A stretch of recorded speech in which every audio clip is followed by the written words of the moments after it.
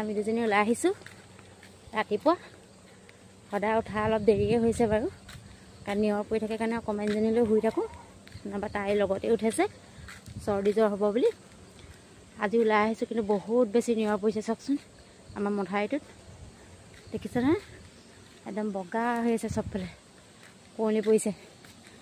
এতিয়া আমি ৱাটাৰ ছাপ্লাইটোৰ ফালে আহি আছোঁ। আপোনালোকক আজি মৰ্ণিং ৱাটাৰ ছাপ্লাইটো দেখাম দেই। আমাৰ কণমানজনী গুড মৰ্ণিং কৈ দিয়া, গুড মৰ্ণিং এনেকৈ কৈ দিয়া, ধুনীয়াকৈ কোৱা। এতিয়া আপোনালোকক মই ৱাটাৰ ছাপ্লাইত দেখাম।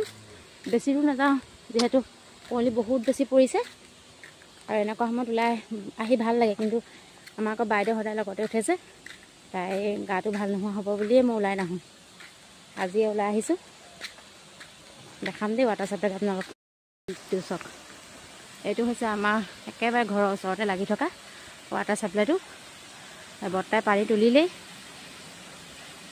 এতিয়া আমাৰ ৰাস্তাৰ ফালে দিব 6:30 পৰা 7:30লৈকে, আৰু এইফালে আপোনাৰ দিব মথাউৰিটো সোমাই সেইফালে দিব আপোনাৰ 7:30 পৰা 8:30লৈকে।